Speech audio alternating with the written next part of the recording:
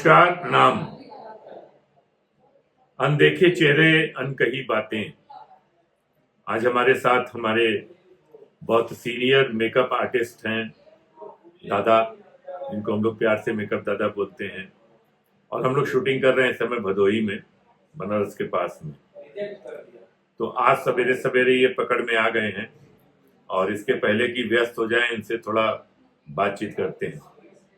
दादा नमस्कार। नमस्कार सर, बहुत बहुत आभारी हूँ मैं आपके इस चैनल के माध्यम से कुछ अपने दिल की बात कहना चाहता हूँ जी कि मेरे जीवन में कैसे मैं इंडस्ट्री में आया जी और किस कठिनाइयों से आया।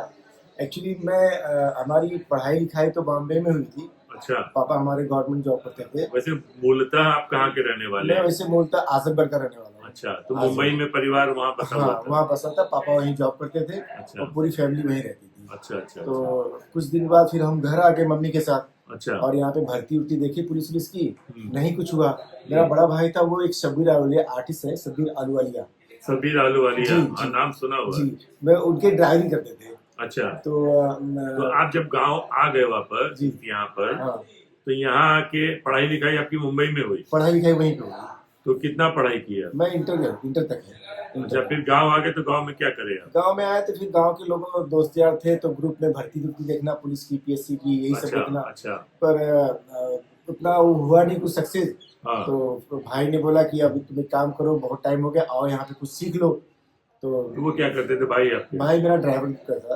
अच्छा, ड्राइविंग। हाँ, ड्राइविंग करते थे अच्छा बॉम्बे में। अच्छा वो आर्टिस्ट थे, तो वहाँ पे सब भाई देखता था कि कैसे कौन सा टेक्नीशियन कैसे काम करता है, किस फील्ड में करना। तो उसको डिसाइड किया होगा कि नहीं, मैं अपने भाई को इस लाइन में डालता हूँ। हाँ तो उन्होंने बुलाया तो मैं गया और मेरी पहली एंट्री बालाजी टेलीफिल्म में नहीं, तो आप कयामत। ड्राइविंग करने लगे पहले? नहीं, भाई करता था। अच्छा, भाई भाई करते करता, मैं तो सीधा मेकअप आर्टिस्ट में ही गया। तो मतलब किससे सीखे मेकअप? मेरे दादा सीनियर थे, संकेत प्रेमावलकर और शंकर दादा, जो अच्छा बालाजी टेलीफिल्म के कयामत सीरियल के वो थे, क्या नाम है, कंपनी करते थे। अच्छा, तो क्या उम्र थी आपकी उस इस समय मेरी उम्र थी 22। 22? अच्छा, तो फिर वहां से आपका सफर शुरू हुआ वहाँ से असिस्टेंट के सफर, तौर हाँ, पर? असिस्टेंट की तौर से शुरू हुआ और मैंने बहुत मेहनत की। हाँ मैं 2-2 दिन तक घर नहीं जाता था। तो अच्छा मेरे दादा बोलते थे कि तू क्या सर पे कफन बांध के आया है? अच्छा, कंटिन्यू, क्योंकि वहाँ पे बैलेंस बनाना पड़ता था। हाँ हाँ हाँ, 1 महीने का बैलेंस होता था, उसके बाद टेलीकास्ट करते थे। अच्छा इसलिए कंटिन्यू शूटिंग चलती थी और हम लोग डे नाइट शूट करते थे, कभी संक्रमण में, कभी फिल्म सिटी में, कभी कमालिस्तान में। और बहुत अच्छा लगता था। और मतलब बॉम्बे में जो इंडस्ट्री था उसका एक सिस्टम था कि पैसे भी मिल जाते थे, आप लेट कर रहे हैं तो उसका कन्वेंस मिलता था। और मतलब हर सुविधा बहुत अच्छी थी। तो मुझे वहाँ पे दिल लग गया था कि नहीं, मुझे ये करना है, और मैंने सीखा। और 1 साल के अंदर मैं वहीं पे कंपनी करने लगा, मतलब इंडिपेंडेंट? इंडिपेंडेंट करने लगा। अच्छा और फिर उसके बाद उतरन सीरियल किया। उतरन सीरियल में मुझे प्रतिमा जी मिली, प्रतिमा कनन, अच्छा बहुत अच्छी एक्ट्रेस है। मैंने उनके साथ कई सारी फिल्में उनका पर्सनल काम करता था मैं, और उनसे इतना अच्छा लगाव हो गया था कि अभी क्या बोले, वो थोड़ा सा दूर हो गई है किसी कारणवश। मेरे पापा ऑफ हो गए, मेरे को गांव आना पड़ गया। अच्छा, गांव आने की वजह से फिर मैं मतलब कितने साल वहाँ काम करे आप? मैं वहाँ पे बालाजी में सर 2 साल किया। फिर फिल्म फॉर्म का एक था उतरन सीरियल, उसको 4 साल किया। बहुत फेमस सीरियल। 4 साल उसको किया। उतरन में मुझे 4 साल किए 4 साल लगातार? कंटिन्यू 4 साल किया। अच्छा और वहाँ से मैंने कुछ अच्छा काम भी किया, बाइक लिया, हाँ घर में इन्वेस्ट किया, 4 व्हीलर लिए थे। अच्छा, और उसके बाद 2013 में मेरा भाई ऑफ हो गया। भाई जो बॉम्बे में रहते थे हाँ, आपके हाँ, साथ? मेरे अच्छा भाई अच्छा ऑफ हो अच्छा, गया।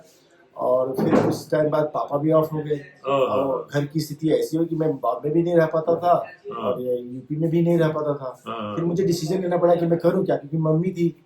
मम्मी कहाँ रहती थी? मम्मी गांव में रहती थी। अच्छा, फिर मम्मी के साथ मैं गांव में रहने लगा। फिर धीरे धीरे यहाँ पे दोस्तों यारों से पहचान होते होते भोजपुरी फिल्म में मुझे मतलब मुंबई आपका छूट गया? एक्चुअली वो घर तो है, वहाँ पे आते जाते हैं, लेकिन मैं प्रॉपर रह नहीं पाता हूँ। मतलब वहाँ जो आपकी आमदनी थी, हाँ, हाँ, आप 4 साल लगातार उतरन सीरियल की, उसमें काफी पैसा कमाए, जी, घर ले लिए, गाड़ी ले लिए, हाँ, हाँ, हाँ। तो आपने ये नहीं सोचा? शादी कब हुई आपकी? शादी सर मेरा 2010 में हुई थी। 2010 में हो गई थी? जी। तो वाइफ आपके साथ मुंबई रहती थी या गाँव में? 2 साल रही है। फिर जब पापा जी नहीं रहे तो फिर मम्मी को देखभाल करने के लिए, क्योंकि खेती बाड़ी भी है, तो उसको सब मेंटेन करने के लिए गाँव में आना आपके पड़ा। और भाई वगैरह? नहीं, कोई नहीं, सिर्फ अभी मैं मतलब एक अकेला भाई जो थे उनकी भी डेथ हो गई और आप अकेले रह मैं गए अभी परिवार में। अकेला हूँ। तो ये बॉम्बे छोड़ने का मलाल नहीं हुआ कि मतलब इतना अच्छा नहीं, काम कर रहे थे मलाल तो मुंबई बहुत में, हुआ, मलाल और बहुत हुआ। जो पैसा वहाँ मिल रहा था, जो इज्जत वहाँ मिल रही थी, रोज काम मिल रहा था, 4 साल एक ही सीरियल मिलने का मतलब तो बहुत बड़ी बात होती है ना। और बहुत अच्छा पेमेंट महीने का मिलता है तो फिक्स सैलरी थी। हाँ और बताइए। सर ना, मतलब बॉम्बे की बहुत याद आती है, हाँ बहुत याद है। वहाँ पे जो उसका सिस्टम था, कभी हम मड़ में शूट कर रहे हैं, समुद्र के किनारे कर रहे हैं, कभी फिल्म सिटी में कहीं, मतलब। और वहाँ का जो था बहुत बढ़िया था। यादें तो आती है, लेकिन अभी जो मजबूरियाँ आ जाती हैं, हालात ऐसे हो जाते हैं, परिस्थिति ऐसी हो जाती है कि हमको इसको छोड़ना पड़ तो जाता आप है। गांव में किस साल में आ गए? मैं गांव में आ गया था 2016 से। 2016 में आ 16 गए। में आ गया था। तो फिर क्या सोच रहे थे आप करने 16 के में लिए? आने के बाद मेरा कोई भोजपुरी में लिंक नहीं था। मैं 4-5 साल यहाँ वहाँ घूमते रहा, किसी तरह किसी का लिंक मिला। फिर भोजपुरी में चूंकि मेरे को काम आता था, मुझे हाँ। अपने काम पे गर्व था जी, कि नहीं, मैं जी। जहाँ खड़ा होऊंगा तो अपनी हाँ। पहचान छोड़ दूंगा हाँ मैं। हाँ हाँ बिल्कुल। फिर मैंने कुछ दोस्तों की वजह से कांटेक्ट हुए और मैं शूटिंग भोजपुरी करना चालू किया। और अच्छा, फिर धीरे धीरे किस साल में की भोजपुरी की पहली फिल्म आपने? मैंने पहली फिल्म की थी 2021 में, गोरखपुर में शूट कर रहे थे। ड्रामे दामाद ड्रामे, ड्रामेबाज दूल्हा। हाँ, ड्रामेबाज दूल्हा। मैं भी था उसमें। सर भी थे इसमें, सर भी थे। मतलब आपकी भोजपुरी की पहली शुरुआत मेरे साथ आपसे हुई ही, है। आपसे अरे ही। क्या बात है, बात है। हाँ, तो पहली फिल्म आपसे हुई थी। तो क्या अनुभव रहा आपको, मतलब हिंदी में और बड़े बड़े सीरियल में सर- काम करने के बाद एकाएक भोजपुरी में आके फिर कैसा लग रहा था उस समय? Sir, actor, technician white good, सब अच्छे टेक्नीशियन थे। जैसे मुझे बॉम्बे में मिलते थे, सेम उसी किरदार। क्योंकि ये भोजपुरी है तो यहाँ का लहजा भोजपुरी की तरह से है, लेकिन हाँ। वो उनके पास टैलेंट है। जैसे आप हुए सर, और भी बहुत भोजपुरी में कलाकार है, जिनको देख के जब वो एक्टिंग करते हैं ना, तो हमारा ध्यान वही रहता है कि नहीं, ये एक्टिंग कर रहे हैं और अच्छा लगता है। लेकिन अभी भोजपुरी में क्या है कि कुछ एक्टर ऐसे कम पैसे की वजह से या क्या किसकी वजह से बुला लेंगे कि वहाँ ऐसे लगता है कि यार क्या हो रहा है, ये हो क्या है। टैलेंट की कद्र भी यहाँ नहीं रह गई बहुत- है ना। सर, हमारी कदर नहीं लगी है। कहीं बैठा दीजिए, कुछ भी खिला दीजिए, मैनेज कर कैसे भी दीजिए, रख दीजिए। दीजिए, पेमेंट कुछ ले लीजिए, कुछ छोड़ दीजिए, आइए आपको करने से यहाँ देंगे। मतलब जैसे लगता है कि एक मेकअप आर्टिस्ट एक रुतबा था, एक जुनून था, वो जुनून धीरे धीरे कम महसूस होता है। मुझे ये भी लगता है कि जो लोग जैसे मुंबई में नहीं रहे हैं और यहाँ पर काम कर रहे हैं, वो ये भी नहीं जानते कि एक मेकअप आर्टिस्ट का मतलब क्या होता है, उसकी रिस्पेक्ट क्या होती है ना। तो वो थोड़ा बुरा कहीं कहीं मैं देखता हूँ कि व्यवहार में बड़ा मतलब मिसबिहेव हो जाता है। और हम लोग जानते हैं ना कि मेकअप दादा या मेकअप आर्टिस्ट किस तरह उनकी रिस्पेक्ट करनी चाहिए। तो ये थोड़ा सा फील तो होता होगा, क्योंकि मुंबई में जो एक रिस्पेक्ट मिलती है एक टेक्नीशियन को, यहाँ मैं देखता हूँ कि थोड़ा उसकी कमी है। बहुत कमी सर, बहुत कमी है। मैं तो चाहता हूँ भोजपुरी इस चैनल के माध्यम से कि इसको थोड़ा सा सुधारना चाहिए, क्योंकि हम कलाकार हैं। हर एक फील्ड का हर एक बंदा कलाकार है, उसकी इज्जत होनी चाहिए। इसीलिए मैं बोलता हूँ मेकअप आर्टिस्ट है ना। यहाँ पर क्या है कि मेकअप आर्टिस्ट नहीं लोग जानते हैं कि अरे मेकअप वाले बहुत बड़े आर्टिस्ट होते हैं। बिल्कुल, बिल्कुल। उनकी भी कलाकारी है।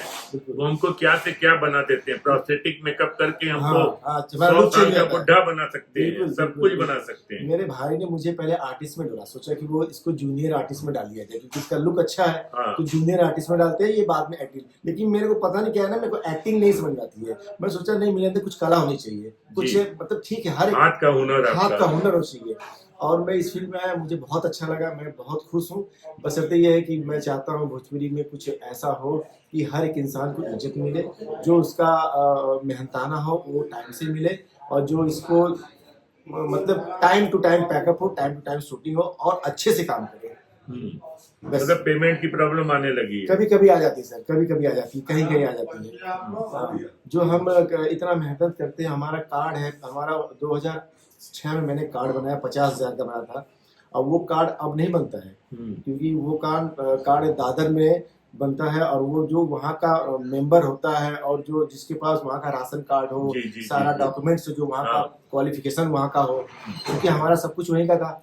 तो दादा हमारा फटाक से बन गया, लेकिन वो कार्ड अभी मैं यहाँ देखता हूँ तो मैं क्या करूँ, कोई इज्जत नहीं उस कार्ड की। ना मेरी हम लोग भी इज्जत सिंटा के मेंबर हैं 2010 से, बताइए, तो उसका कोई लेना देना नहीं कुछ है। नहीं, कोई मतलब बस नहीं है। उन्होंने इतना कर दिया सिंटा हाँ, वालों ने कि हमें हाँ। अब लाइफ टाइम मेंबर बना दिया बना सीनियर दिया। होने के नाते। जो दर दर किसको सुना लेकिन वो यहाँ फिल्म वालों से किसी से कोई लेना कोई देना मतलब नहीं कि आप नहीं है। सिंटा मेंबर है कुछ कि नहीं आप ईटा मेंबर है, उससे सर, उनको पता नहीं सिंटा होता है क्या है। हाँ वही वो कह रहे हैं। हाँ, वो कुछ नहीं पता, बस किसी तरह काम हो गया, अच्छा हो गया, चलो ठीक है, चलो और आगे मुंबई में था कि बिना सिंटा के कार्ड के सीरियल में एक्टिंग करने की एंट्री नहीं मिलती सर, थी। वो- पहले वो लोग पूछते थे कि कार्ड हाँ, दिखाइए। वो तो हमारी एक पावर है सिंटा की, जी। कि अगर हमारी कोई बात नहीं सुन रहा है, हम प्रॉब्लम में है, तो हम किसको बताएं, हाँ। कौन खड़ा होगा हमारे लिए। हम्म। तो अभी यहाँ तो खत्म कहानी उसकी, कुछ है ही नहीं। लेकिन ये बच्चे अच्छे दादा, बच्चे हैं, पढ़ते हैं तो। अच्छा। बच्चे यही तो पढ़ते हैं। प्रॉपर अब आप आजमगढ़ में बस गए हैं। हाँ हाँ, और यही काम कर रहे हैं, यही रहते हैं। यही रहते हैं, यही काम करते हैं, और काम मिलते रहता है। आप लोग जैसे कलाकार मुंबई जाना आना होता है कि हाँ नहीं? होता है ना, घर अपना वहाँ पे, तो आते हैं जाते हैं, कभी कोई बड़ा प्रोजेक्ट हुआ तो चले जाते हैं। अच्छा। हाँ, मतलब वहाँ से भी बुलावा आ जाता है, कभी कभी आता चले है, जाते आता हैं। है, चले जाते हैं। कुल मिला के फैमिली के साथ रहने में थोड़ा सुकून तो है ही है, माता जी की देखभाल भी हो रही है। लेकिन अपने मन को मार के थोड़ा कि मुंबई में जो काम करते थे वो अलग था, लेकिन आप अपना जो हुनर था वो यहाँ भी इस्तेमाल कर रहे हैं, काम कर रहे हैं। यही तो है कि मेरे पास टैलेंट है, हाँ और मेरे टैलेंट की कदर होनी चाहिए। बस मैं यही चाहता हूँ कि हमारे पास टैलेंट है तो हमारे टैलेंट की कदर होनी चाहिए। जी। ये नहीं कि मेकअप आर्टिस्ट खड़े होकर खाना खा रहा है, हाँ। और एक क्या बताया अभी, वो बैठ के खाना खाए, वो भी चेयर पे, कोई पूछ ही नहीं रहा है कि दादा ये लीजिए चेयर बैठ के खा लीजिए। नहीं, रिस्पेक्ट नहीं आज है। 20 साल हो गए इंडस्ट्री में मेरे को, जी। मेकअप आर्टिस्ट में, लेकिन यही सब देख के थोड़ा तकलीफ है, क्या करे, मजबूरी है।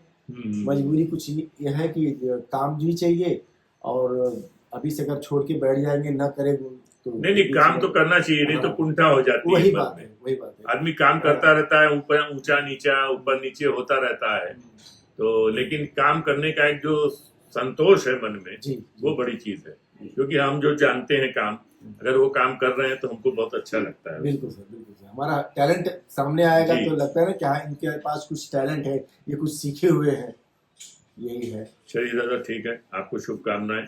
धन्यवाद सर। अच्छा हो, हम लोग तो आपकी रिस्पेक्ट करते हैं और करते रहेंगे। धन्यवाद सर, धन्यवाद।